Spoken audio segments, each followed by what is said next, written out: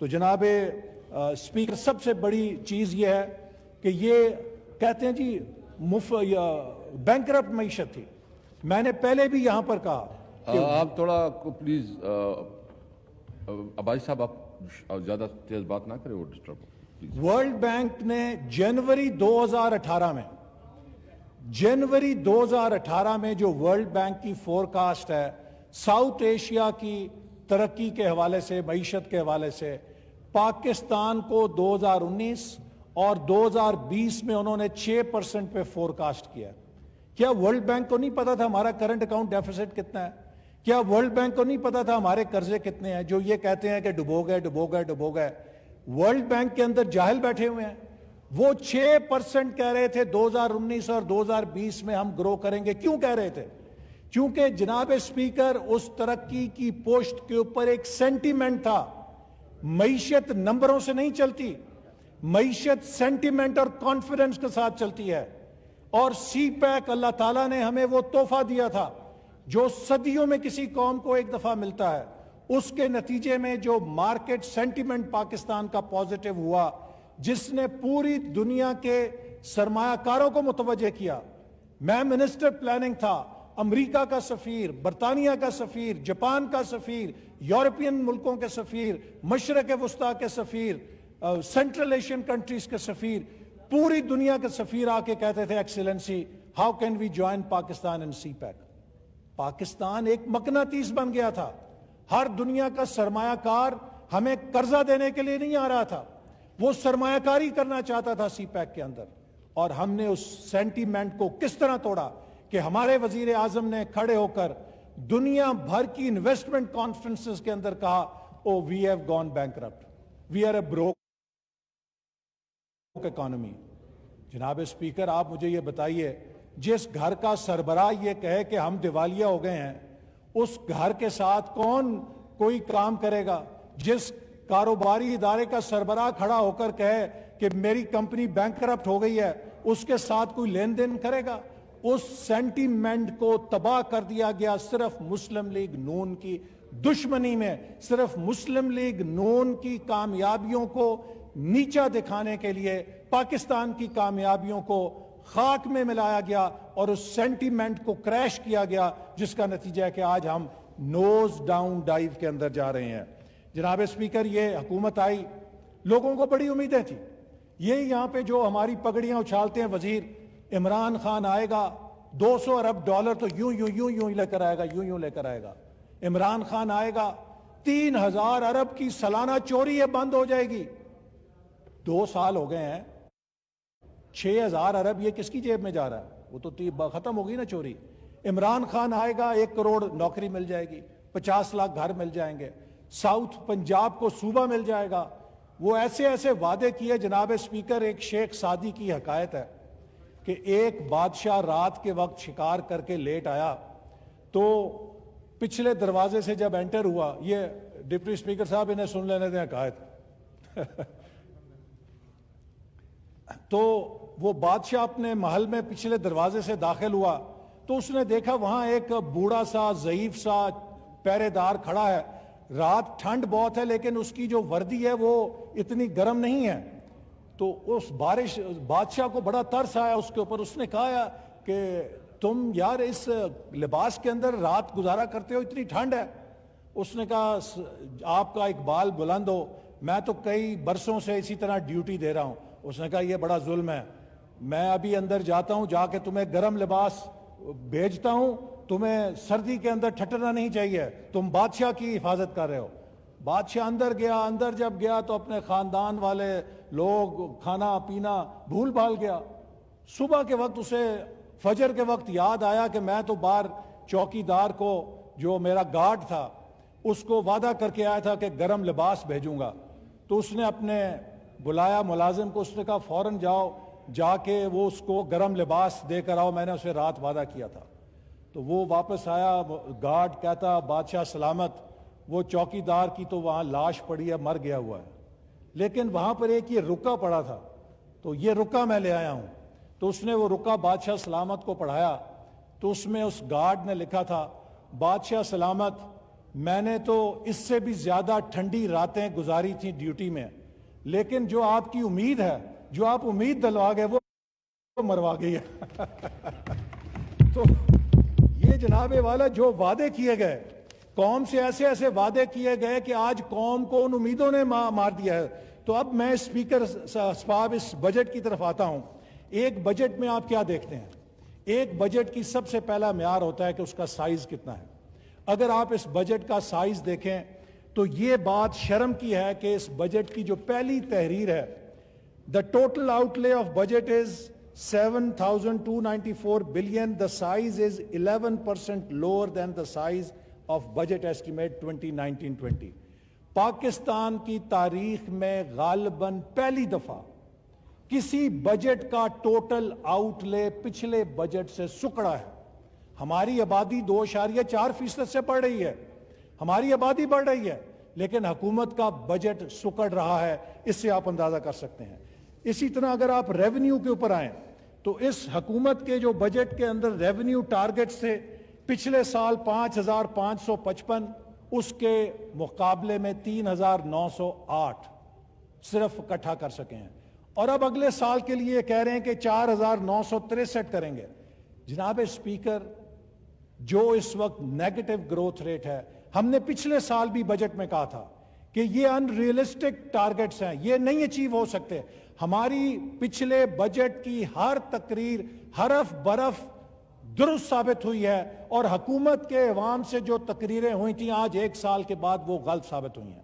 اور آج پھر میں یہ بات یہاں سے کہہ رہا ہوں کہ یہ ٹیکس ریونیو جو حکومت نے بجٹ پیش کیا ہے اس میں حاصل نہیں کر سکتی، اور جو گروتھ ریٹ دیا ہے وہ بھی حاصل نہیں کر سکتی۔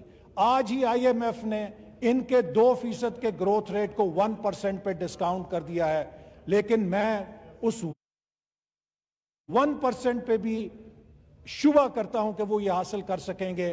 اگلے سال یہ میکسیمم 0 یا 0.5% گروتھ کے اوپر جا سکیں گے۔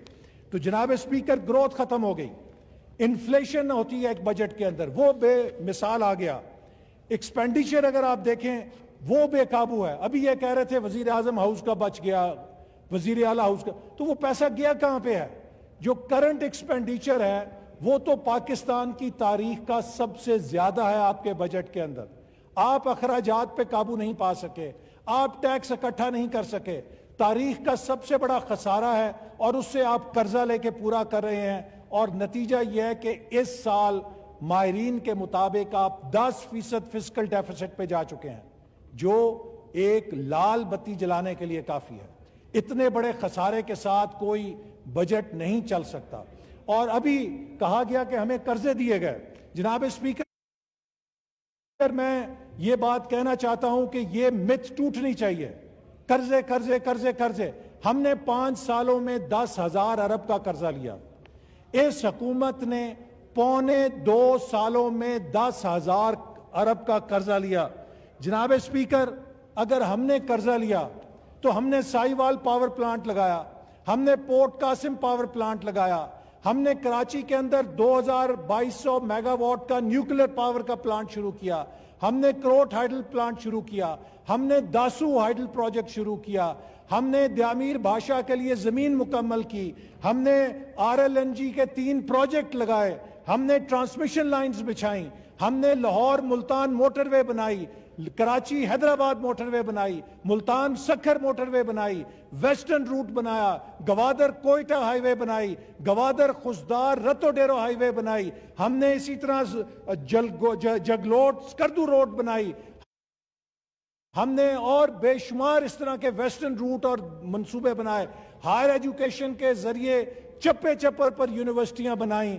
تو ہم نے تو 10,000 ارب کے اندر اس ملک کے چپے چپے پر ڈیولپمنٹ کے منصوبوں کے جال پھیلائے۔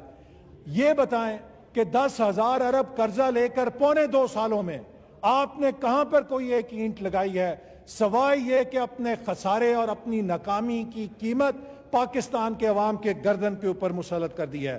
تو لہذا جناب اسپیکر، اس وقت جو اسی بجٹ کا PSDP ہے، اس کو اگر آپ دیکھیں تو ترقیاتی بجٹ کا حجم جو وفاقی اور صوبائی ہے، اس کو 43 अरब से जो हमारे आखिरी साल में था, मुस्लिम लीग नून ने 2043 अरब का तरक्याती बजट, कौमी तरक्याती बजट छोड़ा था।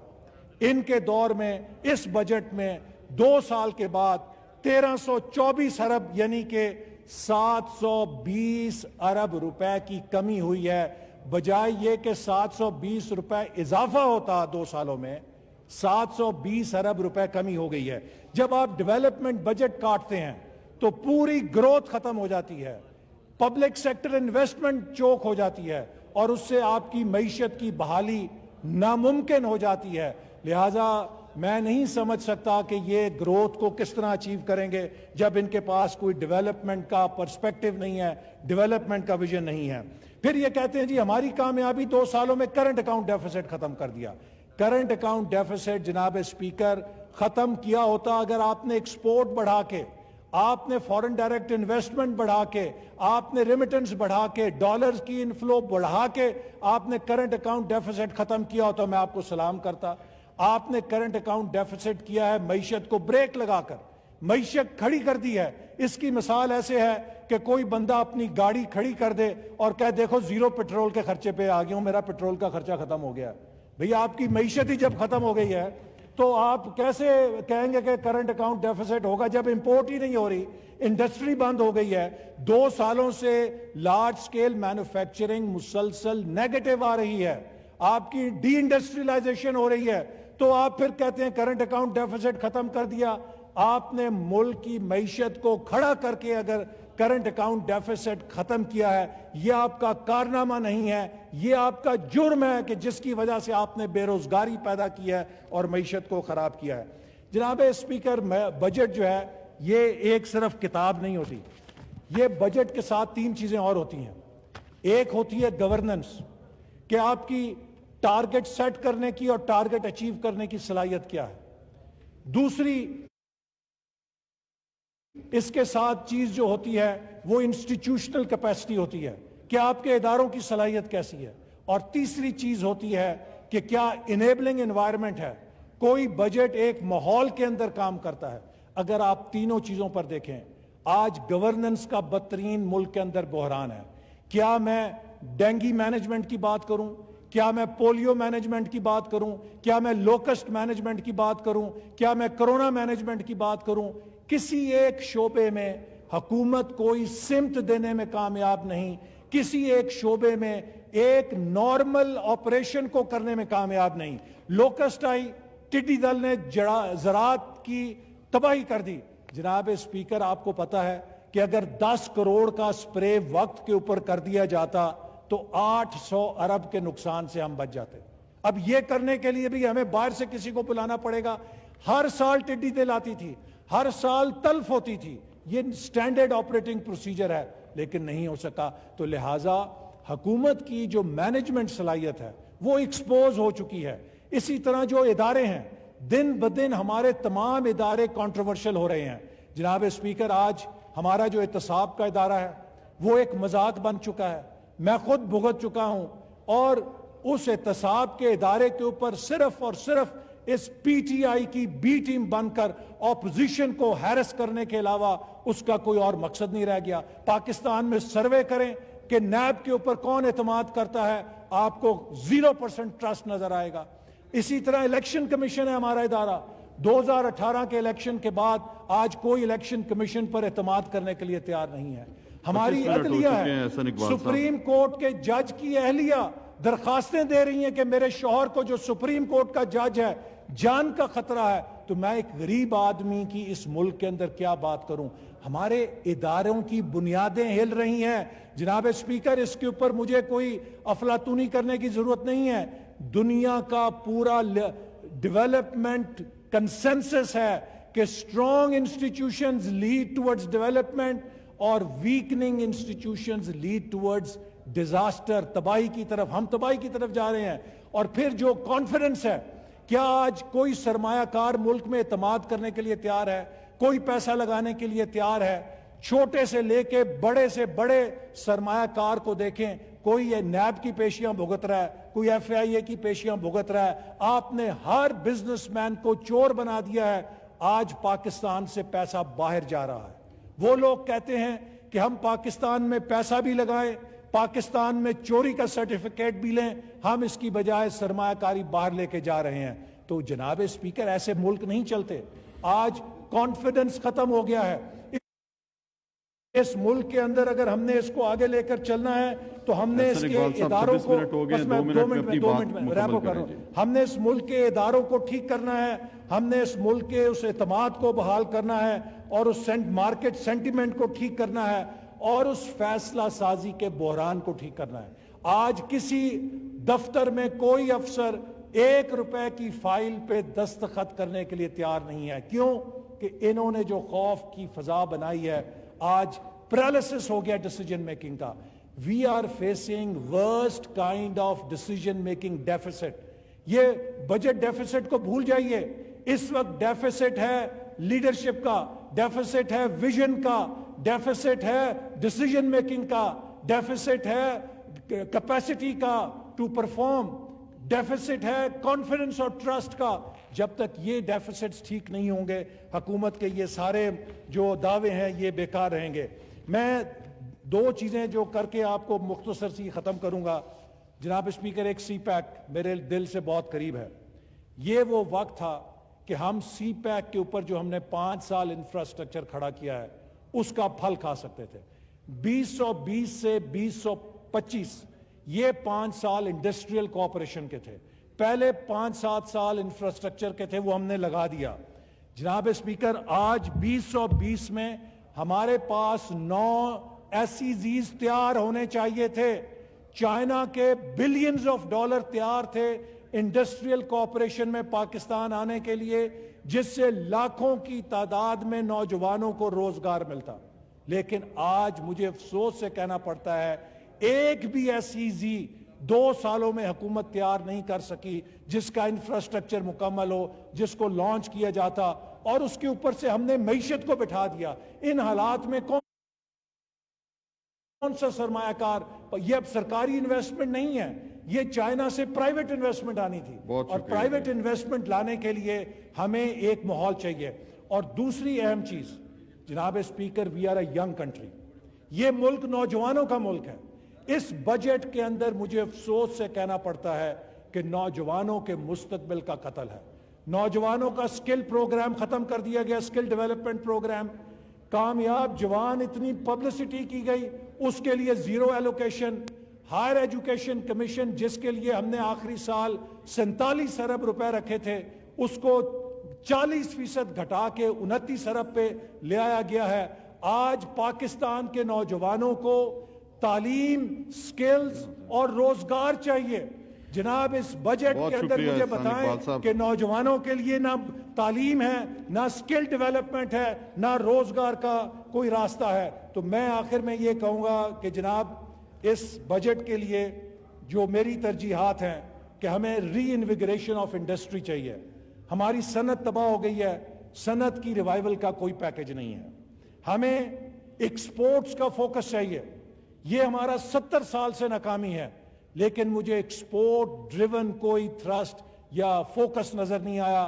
پاکستان نے اگر آگے جانا ہے تو ایکسپورٹ کے راستے سے جانا ہے، کچھ نہیں ہے ایکسپورٹس کے اوپر۔ ہمیں اپنی ایگریکلچر کو ماڈرنائز کرنا ہے، یہ ہماری بیک بون ہے، لیکن ماڈرنائزیشن آف ایگریکلچر کے اوپر مجھے اس کے اندر کچھ نظر نہیں آیا۔ اگر ہم نے آگے جانا ہے، we have to invest in education and youth, جیسے میں نے پہلے کہا، کچھ نظر نہیں آیا۔ اگر ہم نے آگے جانا ہے، we have to develop in digital infrastructure and science and technology. جناب اسپیکر، آپ حیران رہ جائیں گے یہ ڈیولپمنٹ بجٹ کی ترجیحات دیکھ کے کہ ایجوکیشن کا جو ڈیولپمنٹ بجٹ ہے وہ بھی نیچے ہے، ہائر ایجوکیشن کا بھی کم ہے، سائنس اینڈ ٹیکنالوجی کا بھی کم ہے، واٹر کا بھی کم ہے، یعنی کہ آبی وسائل کے لیے بھی پیسے کم ہیں، زراعت کے لیے بھی پیسے کم ہیں۔ تو مجھے بتائیے کہ پھر ہم کس سمت میں جا رہے ہیں؟ اور ایک چیز ضرور میں کہوں گا کہ آج ہماری ریاست کچھ چیلنجز کو سامنا کر رہی ہے۔ جناب اسپیکر، میں یہ بات کہنا چاہتا ہوں کہ کسی ریاست کو آپ جبر کے ساتھ نہیں چلا سکتے۔